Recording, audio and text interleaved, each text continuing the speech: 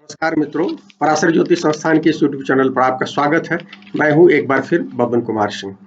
मित्रों, आज जो है बुध के गोचर की चर्चा कर रहे हैं। आपको पता होगा कि बुध जो है 16 अप्रैल को भोपाल के समय के अनुसार 8:36 पर ये बदलाव कर रहे हैं। ये जो है अभी तक ये अपनी नीच राशि में गोचर कर रहे हैं, मीन में, और यहाँ से निकलकर ये मेष राशि जो राशि मंडल की पहली राशि है उसमें ये गोचर करेंगे। संयोग से बुध की एक राशि मिथुन में मंगल गोचर कर रहे हैं और वो 1 जून तक वहां है मंगल। तो और यहाँ ये जो गोचर हो रहा है 16 अप्रैल से 1 मई के बीच में होगा। तो ये लगभग 15 दिन का ये गोचर है, जो कि एक्सचेंज रहेगा, माने मंगल और बुध की राशियों में एक्सचेंज रहेगा। ये खास विशेषता है इस ये तो मंगल और बुध हालांकि दोनों दुश्मन ग्रह हैं और इसके नजरिए से, लेकिन चूंकि घर चेंज करेंगे, भाव चेंज करेंगे, इसलिए कहीं ना कहीं बैलेंस भी करेंगे एक दूसरे को। इस बात को समझने की जरूरत है।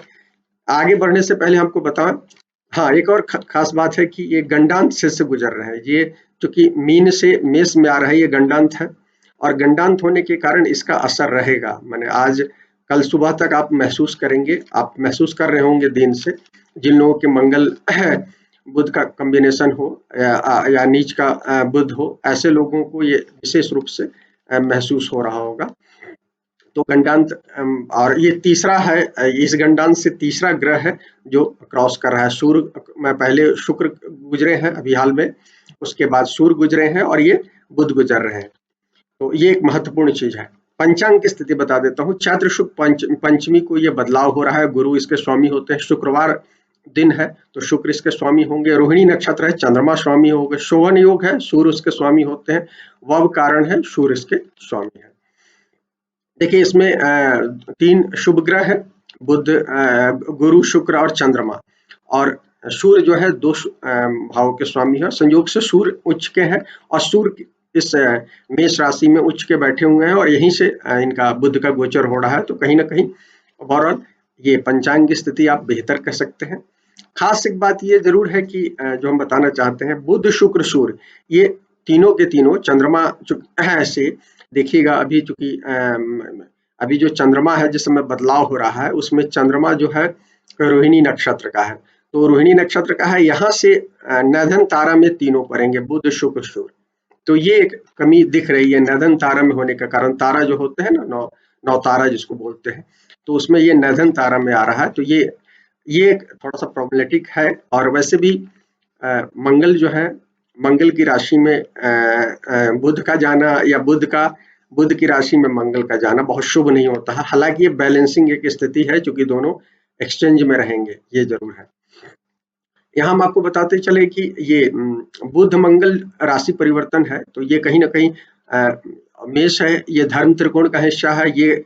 और बुध की जिस राशि से मंगल बैठे हैं वो काम त्रिकोण के हिस्से पहली राशि है और ये धर्म त्रिकोण की पहली राशि है। तो धर्म और काम के बीच में परिवर्तन हो रहा है और ये कहीं ना कहीं थोड़ा सा प्रॉब्लम को यहाँ से भी आप देख सकते हैं।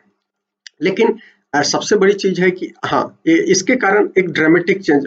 और हम ये बताना चाहते हैं कि मीन में जब थे बुध, तो कहीं ना कहीं इंट्रोवर्ट थे। कहीं ना कहीं नीच के जब ग्रह बुध हो जाते हैं या रेट्रो रहते हैं, तो कहीं ना कहीं इंट्रोवर्ट होते हैं कहीं ना कहीं, और अब एक्सट्रोवर्ट होंगे। मंगल की राशि में बुध क्या है, संचार की राशि है। इनका जो तीसरा भाव है वो संचार को बताता है, हमारे वाणी को बताता है। तो इसलिए मंगल एक्शन के स्वामी है। तो मंगल और बुध का जब कॉम्बिनेशन बन रहा है राशि में जाने के कारण और राशि एक्सचेंज होने के कारण, तो एक स्वाभाविक रूप से आप देखेंगे बुध मंगल वाले मीडिया में जो लोग बहुत तार्किक होते हैं, एनालिटिकल होते हैं, बड़े ड्रामेटिक स्टाइल में बातचीत करते हैं, थोड़ा सा आज के जमाने में कहें हल्ला गुल्ला करने वाले जो स्टाइल में, हालांकि तर्कपूर्ण ढंग से बात करते हैं, एक चीज होता है। मंगल ये दोनों कहीं ना कहीं तर्क को बताते हैं, लॉजिक को बताते हैं। लेकिन जो शार्प टोंग होते हैं, ऐसे लोग कहीं ना कहीं बताते हैं। तो ये स्थिति दिख रही है। तो लेकिन ये ड्रामेटिक होगा कि कहाँ वो अंतर्मुखी थे और अब बहिर्मुखी पूरा हो जाएगा। तो एक एक ये स्थिति आप देखेंगे। दूसरी चीज हम बताना चाहते हैं कि बुध की 2 राशियां हैं। आपको पता है बुध को 2 स्थान दिए गए हैं। तीसरा जेमिनी में दिया गया है जहां अभी मंगल चल रहे हैं, और दूसरा इनका मूल त्रिकोण जो होता है कन्या में होता है। मंगल जो है दोनों राशियों में बहुत अच्छे नहीं माने गए और कन्या में तो मारक माने गए। तो जब ये मिथुन में मंगल गुजर रहे हैं तो एक थोड़ा सा मारक प्रभाव आप देखेंगे कहीं ना कहीं। हमने कहा कि शार्प टंग होते हैं तो वो भी कहीं ना कहीं मारक प्रभाव को लिए होता है। बहुत सारे लोग जब शार्प टंग होते हैं तो उनको हम पसंद नहीं करते हैं, सामान्य जीवन में दूसरे लोग उनको पसंद नहीं करते हैं, वो अपने को एग्रेसिव पर्सनालिटी के रूप में देखें, लेकिन सामने वाला व्यक्ति जो उनसे कहीं ना कहीं परास्त फील करता है वो अच्छा नहीं महसूस करता है। तो ये है, तो इसलिए। और एक महाराष्ट्रियन पंडित है, उनका मानना है कि जब भी मंगल जो है कन्या में होते हैं जन्म के समय, तो आप मानकर चलिए कि जातक की जो मृत्यु होती है एक्सीडेंटल मौत होती है। और ऐसा मानो उनका रिसर्च है, तो कहने का मतलब ये है कि ये अभी कोविड के समय में ये हो रहा है। तो और अभी ऑलरेडी कोविड की मार बहुत पड़ी हुई है, हाहाकार मचा हुआ है देश में। तो इस संदर्भ में देखने की जरूरत है कि जिन लोगों की कुंडलियों में मंगल बुध का कॉम्बिनेशन होगा और शनि कमजोर होगा, क्योंकि ये कोविड जो है कहीं ना कहीं शनि पीड़ित होने की निशानी हो रही है। कुंडली में जिनकी शनि पीड़ित है, जो लोग राहु प्रभावित हैं, जो मॉडर्न लाइफ स्टाइल को अडॉप्ट किए हुए हैं, इन सब लोगों को कोविड प्रभावित कर रहा है। जो शनि मजबूत वाले लोगों को, जो हाथ से काम करते हैं, पैर से काम करते हैं, मजदूरों की तरह काम करते हैं, ऐसे लोगों को, ग्राम व्यवस्था में की व्यवस्था में बिलीव करते हैं, ऐसे लोगों को बहुत ज्यादा कोविड प्रभावित नहीं कर रहा है। हमारी शहरी मानसिकता, हमारा मैंने ये मॉडर्न लाइफ स्टाइल इन सब लोगों को प्रभावित कर रहा है। तो मैंने कहा कि शनि यदि पीड़ित हो और मंगल बुध यदि कॉम्बिनेशन हो, तो ऐसे लोगों को इस समय में बहुत सावधान रहना चाहिए कि एक तरफ तो ये पॉजिटिव है, कई मामलों में कामकाज के बारे में हम ये बताना चाहते थे कि ये जो है इस परिवर्तन के कारण चूंकि ये यहाँ ऑलरेडी सूर्य है और साथ में शुक्र है, तो सूर्य और शुक्र के साथ गोचर करेंगे। सूर्य के साथ गोचर होने के कारण कहीं ना कहीं ये अच्छा गोचर है। हालांकि कम्बस्ट रहेंगे पूरे इसमें, 28 को ये उदित हो रहे हैं। उदित होने का एक रिजल्ट आपको बताएंगे, लेकिन उससे पहले 28 से पहले अस्त है ये, और तो उसका ये भी प्रभाव रहेगा कहीं ना कहीं। तो आप देखेंगे कि लेकिन ये सूर्य के अनुसार चलेंगे, और सूर्य यहाँ कहीं ना कहीं हमारे वाइटलिटी को बढ़ा रहे हैं। दूसरी चीज है, सूर्य हमारे एक्शन को बढ़ा रहे हैं, हमारे लीडरशिप बढ़ा रहे हैं। और बुध जो है हमेशा जिसके साथ होते हैं उसके अनुसार काम करते हैं। सूर्य यहाँ मजबूत ग्रह है, उच्च के हैं, तो वो ये सूर्य के साथ होंगे। तो इसके कारण आप देखेंगे कि नए प्रोजेक्ट्स आएंगे और इकोनॉमी में एक डेवलपमेंट कहीं ना कहीं आप देखेंगे, कहीं ना कहीं एक्शन लोग अपने काम काज में कहीं ना कहीं वो आगे बढ़ते हुए दिखेंगे। ये जरूर है कि जब उदित होगा बुध, उस समय थोड़ा सा झटका होगा 28 के आसपास, ध्यान रखिएगा। क्योंकि जब भी उदित होते हैं, तो मैं देख रहा था बृहद संहिता में, बुध जब भी उदित होते हैं तो वो कहीं ना कहीं प्राणीगत धातुओं का नुकसान को बताते हैं। जैसे भरणी नक्षत्र में इस बार इनका ये उदित हो रहे हैं, और भरणी नक्षत्र में जब बुध उदित होते हैं तो कहता है कि प्राणीगत धातुओं वसा, रक्त, मांस, मेधा, अस्थि, मज्जा और वीर का क्षय होता है। तो कहीं ना कहीं हमारी बॉडी में जो हमारा जो जीव तत्व है उसकी क्षति को बताता है। तो स्पेशली ध्यान रखिएगा 28 के आसपास में स्पेशली, और ये एक को बदल ही रहे हैं, 28 तो 3 दिन के बाद बदल ही रहे हैं। तो ये लगातार कुछ जैसे लोग जो लोग पीड़ित है, हालांकि सूर्य वाइटलिटी के कारण कहीं ना कहीं कुछ बेहतर स्थिति को बता रहे हैं, लेकिन बुध जो है बहुत अच्छी स्थिति को नहीं बता रहे हैं। तो और जो अभी स्थितियां हैं वो उसमें इस बात को समझने की जरूरत है। और यदि आप समझते हैं तो आप इस जो कोविड की जो मुश्किलें हैं, जो हाहाकार मचा हुआ है, उससे आप बच सकते हैं। तो इस चीज को आप ध्यान रखिए मित्रों। और हम अब आपको राशिफल फटाफट बताते हैं।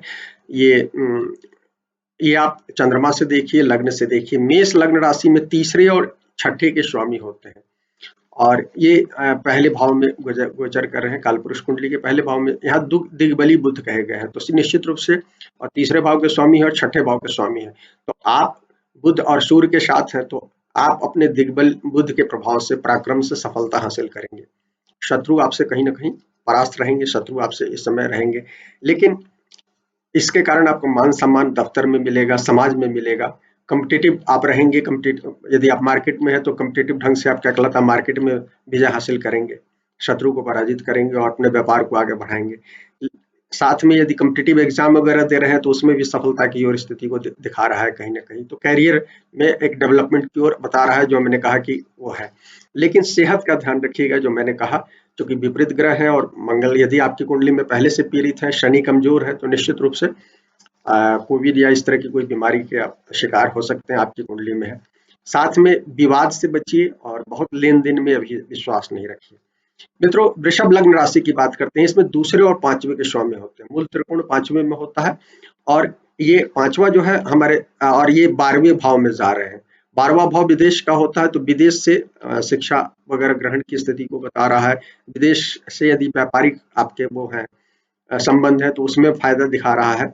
आपको क्या कहते हैं, यदि एमएनसी वगैरह में काम करते हैं उसमें भी फायदा दिखा रहा है। कुछ लोगों को दूरस्थ यात्रा, वही विदेश तक की यात्रा हो सकता है, या इनलैंड यात्राएं भी हो सकती हैं। खर्च बढ़ा रहेगा स्वाभाविक रूप से। कुछ लोगों को नींद की समस्या भी आ सकती है, तो यह ध्यान रखिएगा। नींद की समस्या रहेगी और चेतन में कुछ गड़बड़ियों के कारण कहीं ना कहीं दिक्कत रहेगा। और लेकिन रोमांस वगैरह में कुछ थोड़ा-सा आपको हेल्प हो सकता है, पार्टनर कुछ नए मिल सकते हैं, जिससे यदि आप जेन्युइन ढंग से पार्टनर की तलाश कर रहे हैं, तो उसमें कहीं न कहीं आपको हेल्प करने जा रहे हैं। मित्रों, मिथुन लग्न राशि की बात करते हैं। मिथुन में पहले और चौथे के स्वामी होते हैं। यहाँ केंद्राधिपति दोष लगता है। दोनों राशि ये गुरु और बुध की राशियों में केंद्राधिपति दोष का डर होता है, लेकिन ये 11वें घर में जा रहे हैं, तो निश्चित रूप से पहले और चौथे के स्वामी होकर 11वें घर में जा रहे हैं, तो आपके मन की बहुत सारी इच्छाओं की पूर्ति करेंगे, जिसमें आपके लाभ को बताता है, कहीं ना कहीं इकोनॉमिक लाभ को बताता है ये। और चूंकि ये तीसरे भाव के स्वाभाविक रूप से स्वामी होते हैं, तो संचार से, मार्केटिंग से आपको लाभ हो सकता है। नया व्यापार आप शुरू कर सकते हैं। जॉब भी आपके लिए इस समय मिल सकता है। ये संबंधों में भी सुधार की ओर बताता है। आपकी संतान के मामले में भी कुछ फ्रूटफुल रिजल्ट दे सकता है। मकान वाहन, चूंकि चौथे का स्वामी है, तो मकान वाहन के मामले में भी कुछ प्रोग्रेस दिखा रहा है। और शिक्षा तो हमने बताया, शिक्षा भी आपको ये के मामले में भी लाभ दे सकता है। पांचवी के सामने है 11वां भाव, इसलिए हमने बताया। और रोमांस वगैरह के मामले में भी ठीक रहेगा, ठीक ठाक आपको रिजल्ट मिलेगा। हालांकि आपका शनि पीड़ित है, हमने बताया अभी ट्रांजिट में शनि आपके अष्टमस्थ है, इसलिए आपको ध्यान रखने की जरूरत है इस बात को। कुंडली यदि मजबूत नहीं है तो आपको प्रॉब्लम बना रहेगा। कर्क लग्न राशि की बात करते हैं। इसमें तीसरे और 12वें के स्वामी होते हैं, 10वें भाव में जा रहे हैं। 10वें में के कारक हैं बुध, और यहाँ जाने के कारण कहीं ना कहीं पदोन्नति, नई नौकरी वगैरह मिल सकता है। मैंने कहीं ना कहीं कामकाज में आपका अच्छा रहेगा, आपको मिलेगा एग्रेशन काम। देखिए, ये जो गोचर है कहीं ना कहीं आपको जीव मामले में कुछ पीड़ित कर सकता है, लेकिन जहां तक धातु और मूल मामला, ये जीव खासकर धातु मामला है, कमर्शियल ये है, तो सर्विस का मामला है, इस मामले में आपको कहीं ना कहीं फायदा दिखा रहा है। नया व्यवसाय, नई नौकरी वगैरह में दिखा सकता है। विदेश से भी लाभ दिखा रहा है, चूंकि 12वें के स्वामी होते हैं कर्क में ये बुध, तो आपको विदेश से भी लाभ हो सकता है। यात्रा, स्वाभाविक रूप से यात्रा भी हो सकता है बुध होने के कारण। ये यात्राएं होंगी आपको उससे संबंधित, आपके दफ्तर से संबंधित यात्राएं हो सकती हैं। जरूर है कि ध्यान रखिए, आपके अनुज को कुछ दिक्कत रहेगी, क्योंकि क्या होता है, तीसरे से ही 8वां भाव होता है। 10वां भाव तीसरे से 8वां होता है, तो इसके कारण आपके जो छोटे भाई बहन होगा, तो उनको आपको हेल्प की जरूरत होगी, जरूर हेल्प करें। हेल्प करेंगे तो आपके लिए इन इन माने लॉन्ग टर्म आपको फायदेमंद रहेगा। थोड़ा सा अपने हेल्थ पर भी ध्यान रखें। सिंह लग्न राशि की बात करते हैं। इसमें 2 धन भावों के स्वामी होते हैं, दूसरे और 11वें दोनों के स्वामी होते हैं। और दूसरा भाव जो होता है इनका मूल त्रिकोण भाव होता है। ये 9वें भाव में जा रहे हैं। बुध 9वें भाव में बहुत अच्छे नहीं कहे गए हैं, लेकिन चूंकि सूर्य और शुक्र के साथ होंगे, तो आप निश्चित रूप से आपके लिए पॉजिटिव होंगे और आपको धर्म, कर्म, आध्यात्मिक मामलों में कहीं ना कहीं डेवलपमेंट बता रहे हैं। भाग्य से उन्नति भी हो सकती है। राज्य से लाभ दिख रहा है, कहीं ना कहीं मैंने राज्य से मतलब सरकार से, उच्च अधिकारियों से आपको लाभ दिख रहा है। कुछ लोगों को विदेश यात्रा, खासकर हायर एजुकेशन के मामले में मेनली, और सेकेंडरी आपको कुछ व्यवसाय के मामले में भी हो सकता है। संतान को भी लाभ दिख रहा है। 5वें से 5वां होता है, तो एजुकेशन, हायर एजुकेशन या एजुकेशन से रिलेटेड बता रहा हूँ, और साथ में संतान के मामले में भी हो सकता है। ओवरऑल इकोनॉमिक मैंने लाभ रहेगा आप लोगों को। मित्रों, कन्या लग्न राशि की बात करते हैं। एक चीज मैं कहना शुरू किया, देखिए मेष जो है नए काम के कोई भी, चूंकि राशि मंडल का पहली राशि है, तो मेष में यदि कोई ग्रह आते हैं और यदि वो कामकाज से संबंधित, तो निश्चित रूप से आपके उस कामकाज में नई चीजों की ओर इशारा करते हैं। तो मेष चूंकि नई चीजों को शुरू करने का चीज है, तो नई शुरुआत करने के लिए सिंह के जातकों के लिए, मेष के जातकों के लिए बहुत अच्छा ये समय हो सकता है। मित्रों, सबके लिए हो सकता है, और सिंह और मेष के लिए हम स्पेशली कह रहे हैं। कन्या के जातकों की बात करें, इसमें पहले और 10वें के स्वामी होते हैं। मूल त्रिकोण इनका लग्न में होता है, 8वें में जा रहे हैं। तो 8वें में हालांकि चंद्रमा से अपने शास्त्रज्ञों ने, पुराने ऋषियों ने अच्छा कहा है कई मामले में, लेकिन देखिए वो अच्छा जो है मॉनेटरी मामले में है। 8वें में जाने का मतलब है कि कहीं ना कहीं जीव मामले में हानि होता है। तो इस बात को ध्यान रखिए, 8वें में जा रहे हैं तो आपको कुछ न कुछ नुकसान हो सकता है, और यहाँ तक दफ्तर के मामले में भी नुकसान हो सकता है। क्योंकि क्या होता है, हालांकि देखिए 10वें से ये 11वां भाव होता है। आपकी कुंडली मजबूत हो तो फायदा भी हो सकता है, लेकिन इन जनरल क्या कहलाता है, आपको अचानक मैंने उतार, चूंकि ट्रांसफॉर्मेशन का भाव 8वां ट्रांसफॉर्मेशन का भाव, तो ट्रांसफॉर्मेशन दे सकता है, दफ्तर में बदलाव हो सकता है, कुछ लोगों की छटनी उठनी। ये अच्छा नहीं है गोचर, या 15-16 दिन का जो गोचर है कन्या के जातकों के लिए, जिनकी कुंडली खराब होगी उनको नौकरी नौकरी में छटनी तक की स्थिति हो सकती है, या माने ऐसी जगह जाना पड़ सकता है जो उनको पसंद नहीं होती। इस तरह की स्थितियां दिख रही है। लेकिन आपके साथी से आपको धन लाभ की स्थिति दिख रही है। पिता की सेहत को आपको ध्यान रखना है, अपनी भी सेहत थोड़ा सा ध्यान रखिएगा, क्योंकि 8वें में जा रहे हैं। और 8वें भाव से संबंधित जो है, जैसे मनोविज्ञान है, ज्योतिष है, तंत्र मंत्र है, और भी जो चीजें हैं जो 8वें से रिलेटेड अपन करते हैं, उन सब मामले में, बीमा है, ये सब चीजों में आपको फायदा हो सकता है। यदि कई बार पैतृक संपत्ति में आपको फायदा हो सकता है। 8वें में जब भी सूर्य और बुध जाते हैं, तो मैं हमेशा कहता हूँ कि आपको कोई भी गैर कानूनी काम नहीं करना चाहिए। यदि आपकी दशा भुक्ति इशारा कर रही हो, तो आप किसी मामले में सरकार के दंड के शिकार हो सकते हैं, इस बात का ध्यान रखेंगे। आपको स्पेशली कहेंगे, वैसे तो देखिए कोविड के जमाने में सब लोगों को गार्डनिंग करनी चाहिए। हमने अपने प्रकृति का क्षरण किया है, और कोविड जैसी जो बीमारी आई है, जो वायरस के कारण है, ये कहीं ना कहीं हमारे अतिवाद के कारण है। तो हम अपने अतिवाद, हम प्रकृति के सानिध्य में आएंगे तो कहीं ना कहीं अच्छा होगा। तो लेकिन कन्या राशि तो कहीं ना कहीं इसके लिए बहुत महत्वपूर्ण होता है, तो गार्डनिंग इनको करनी चाहिए। दूसरे लोग भी इस चीज को अडॉप्ट करें तो ज्यादा अच्छा होगा। कन्या के जातकों को स्पेशली हम कहेंगे कि इस सप्ताह आप जरूर गार्डनिंग करें, कोई भी चीज काम करें, मिट्टी को अपने हाथ से तराशें, ये अपने आप में आपको, और पौधों के साथ थोड़ा सा समय बिताएं। मित्रों, तुला लग्न राशि की बात करते हैं। तुला लग्न राशि में 9वें और 12वें के स्वामी होते हैं। 9वां इनका मूल त्रिकोण तो 12वां होता है। 9वां जो होता है वो गैर मूल त्रिकोण वाला हिस्सा होता है, और इसलिए बहुत सारे लोग भाग्येश होने के कारण इनको वो करते हैं, लेकिन तुला में 12वें का व्यय का भी असर दिखता है। महात्मा गांधी की कुंडली में आप देखिए, व्यय बुध जो है उनके शुक्र के साथ लग्न में बैठे हैं लास्टली, हालांकि वहां मंगल भी बैठा है, उनकी हत्या हुई। तो इस तरह की जो चीजें हैं आप देखिएगा कहीं ना कहीं, और दूसरी भी हानियां होती हैं डे टू डे में। महात्मा के साथ बहुत सारी चीजें हुई हैं, यदि उनकी आत्मकथा पढ़े तो आपको समझ में आएंगी। मित्रों, ये 9वें और 12वें के स्वामी 7वें में जा रहे हैं। तो 7वां क्या है, बिजनेस का भाव है, आपकी जीवन साथी का भाव है, पार्टनरशिप का भाव है, दुनिया से संबंध का भाव है कहीं ना कहीं। तो आपको कहीं ना कहीं सरकार, चूंकि यहाँ 10वें से 10वां है, तो सरकार से, उच्च अधिकारियों से लाभ दिख रहा है। इस व्यवसाय में लाभ होगा, नौकरी में भी लाभ होगा। कुछ लोगों की विवाह की स्थितियां यदि बन रही होगी तो विवाह हो सकता है, प्रेम विवाह की स्थिति भी बन सकती है, क्योंकि यहाँ 9th लॉर्ड का हेल्प मिल रहा है, और 12वें का भी यहाँ है। माने प्रेम विवाह कहीं ना कहीं अपरिचित कल्चर से होता है, तो 12वें का भी इंडिकेशन है वो। तो इस तरह से आप देख सकते हैं, तो प्रेम विवाह या विवाह के मामले में हेल्पफुल है। विदेश में से संबंधित कुछ जुड़ाव हो सकता है। 7वां जो है ट्रैवल को बताता है, खासकर विदेशी दूरस्थ, तो आप विदेश में कुछ काम शुरू कर सकते हैं। इस समय आपकी जीवन साथी के साथ साथ भी कुछ लंबी यात्राएं हो सकती है, इस तरह की चीजें दिख रही हैं। वृश्चिक लग्न राशि की बात करें, 8वें और 11वें के स्वामी होते हैं। इसमें दोनों बुध बहुत अच्छे नहीं होते हैं वृश्चिक के जातकों के लिए, लेकिन और 6वें में जा रहे हैं। हालांकि 6वें में गोचर बहुत बुरा नहीं होता है इनका, लेकिन हेल्थ को इंडिकेशन करते हैं। और हमने अभी आपको बताया स्पेशली कि कन्या जो है वो छठी राशि है। तो छठी राशि होने के कारण शत्रु, रोग, ऋण, ये सारी चीजें क्या कहलाता है, इससे जुड़ी हुई है। तो आपको हेल्थ का सबसे ज्यादा ध्यान रखना चाहिए, खासकर हार्मोनल कुछ प्रॉब्लम हो सकता है। बुध है तो चमड़ी से संबंधित कुछ, त्वचा से संबंधित कुछ चीजें हो सकती हैं, और इस तरह की कुछ चीजें, बुध से संबंधित चीजें और भी चीजें हो सकती है, स्नायु से संबंधित कुछ प्रॉब्लम हो सकता है। तो इन चीजों की शिकायतें हो सकती हैं, और कोविड के समय में आपको बहुत ज्यादा ध्यान रखने की जरूरत है। आपको इस समय चूंकि आपके ये है 8वें के स्वामी है, 6ठे में जा रहे हैं, तो कुछ कुछ खर्चा और 12वीं के सामने होता है ये छठा, तो कुछ खर्च बढ़ा रहेगा हेल्थ के कारणों से और किसी और कारण से, ध्यान रखिएगा।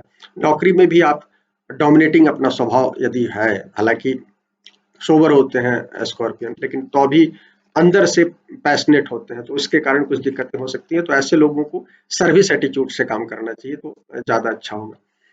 जो लोग व्यापारी हैं उनको इस समय कुछ ऋण वगैरह मिल सकता है, लेकिन ध्यान रखिएगा कि उसको पेड करने की आपकी कैपेसिटी होनी चाहिए, अदरवाइज मैंने प्लान्ड वे में आप लोन लीजिए। ऐसा नहीं है कि अनप्लान्ड वे में लोन लीजिएगा तो बाद में आप फंस सकते हैं, इस बात को समझें। मित्रों, अब हम आपको धनु लग्न राशि की बात करते हैं। इसमें 2 केंद्रों के स्वामी है, 7वें और 10वें के स्वामी होते हैं, 5वें भाव में जा रहे हैं। 5वें में बुध का गोचर बुरा नहीं होता, अच्छा होता है। तो एजुकेशन के मामले में सबसे पहले आपको कहीं न कहीं फ़ायदा देंगे। क्रिएटिविटी बढ़ाएँगे और रचनात्मक विकास होगा। 5वां जो है संतान के मामले में, तो संतान के मामले में भी कुछ पॉजिटिव चीज़ें हो सकती हैं। आपको रोमांस किसी, यदि आप अविवाहित हैं तो कुछ नए पार्टनर्स मिल सकते हैं, इस तरह की चीज़ें कर सकते हैं। लेकिन एक चीज़ ध्यान रखिएगा कि माने आपको ये ये आपको दफ्तर से भी लाभ दिख रहा है, दफ्तर में भी लाभ दिख रहा है। हाँ, मैं कह रहा था कि सट्टेबाजी से संबंधित कोई काम करने से बचिएगा। ये शनि का प्रभुत्व का समय है, सट्टेबाजी का समय नहीं। जो लोग सट्टेबाजी करेंगे, और वैसे भी शनि और धनु में, हालांकि ये है गुरु और शनि का जो संबंध है, अब वो है क्या कहते हैं, न्यूट्रल संबंध है। लेकिन हम देखिए अभी गुरु बहुत बुरी तरह से पीड़ित हैं। गुरु के पीड़ित होने से लगातार कोरोना, इस तरह की जो बीमारियां फैली है, उसमें गुरु का कमजोर होना बहुत महत्वपूर्ण है। देखिए 2019 से ये सब चीजें हो रही हैं, और इस बात को ध्यान रखने की जरूरत है।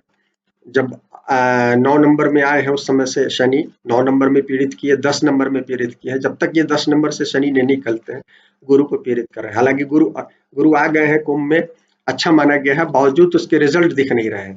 हालांकि हम अभी अंशात्मक रूप से पूरी तरह से मजबूत नहीं हुए, ये भी कारण है। तो ये ध्यान रखिएगा आप। कंपटीशन से आपको लाभ होगा, कॉम्पिटिटिव भावना से, चाहे मार्केट में काम कर रहे हो, चाहे आप कॉम्पिटिटिव एग्जाम वगैरह दे रहे हैं, दोनों मामले में आपको फायदा होगा। मित्रों, मकर लग्न राशि में छठे और ये 9वें के स्वामी होते हैं, चौथे से गुजर रहे हैं। तो आपको क्या कहलाता है, अपनी मदर फादर की सेहत का ध्यान रखना चाहिए। ये चूंकि चौथे से गुजर रहे हैं, मदर की सेहत को प्रभावित कर सकते हैं। ये बहुत अच्छा नहीं माना गया है चौथे में बुध को, तो ये ध्यान रखिएगा। हालांकि ये आपको कर्म क्षेत्र में जरूर फायदा देंगे, और आपके साथी को भी फायदा देंगे, आपके पार्टनर से भी फायदा होगा, क्योंकि वो 7वें से 10वां होता है, तो उनके लिए भी फायदेमंद स्थिति दिख रही है। लेकिन ख्याल रखिए, अपनी सेहत का ध्यान रखिए, मदर का तो ध्यान रखिए, अपना भी चेस्ट वाले एरिया का ध्यान रखिए, क्योंकि चौथा भाव जो होता है चेस्ट को कहीं ना कहीं रिप्रेजेंट करता है। ये मानसिक विकार भी दे सकते हैं, पुराने किसी कारण से आपको कुछ मानसिक विकार हो सकता है, तो इस बात का ध्यान रखिए। हाँ, अपने परिवार में कोई विवाद नहीं कीजिएगा। चौथा जो है जमीन जायदाद का मामला है, कुछ मामला उठ सकता है इस बार, क्योंकि बुध का गोचर बहुत शुभ नहीं है कुछ मामलों में। मित्रों, कुंभ लग्न राशि की बात करते हैं। इसमें 5वें और 8वें के स्वामी होते हैं, तीसरे से गोचर कर रहे हैं। तीसरे से गोचर करने से कहीं ना कहीं आपको, जो लोग बुध के कारोबार में होंगे, उनको कहीं ना कहीं फायदा दिख रहा है, संचार से, मीडिया से, गजेट से रिलेटेड यदि आप काम करते हैं तो इसमें भी फायदा दिख रहा है। इस समय कुछ लोग गजेट वगैरह भी परचेज कर सकते हैं। संतान के मामले में फायदा हो सकता है। ये छठे से आपका वो केंद्र संबंध बनाता है, तो कहीं ना कहीं कम्पिटिटिव मामलों में भी आपको फायदा दे सकता है। यात्रा के मामले में थोड़ी सी दिक्कत दिख रही है, और आपके छोटे भाई बहन को भी कुछ दिक्कतें हो सकती हैं। और कम्युनिकेशन में आप यदि कम्युनिकेट प्रॉपर नहीं करते हैं, यदि हार्श या टफ बातचीत करते हैं, जो शार्प टंग होते हैं, खासकर अपने अधिकारियों से और दूसरे से, तो उसके कारण, या समाज में, तो आपको उससे दिक्कतें हो सकती है। तो इस बात का ध्यान रखें, अन्यथा सब ठीक रहेगा। उनके लिए ओवरऑल अच्छा गोचर कह सकते हैं, सिवाय कि भाई बहन वगैरह के मामले में कुछ दिक्कतें बता रहा है।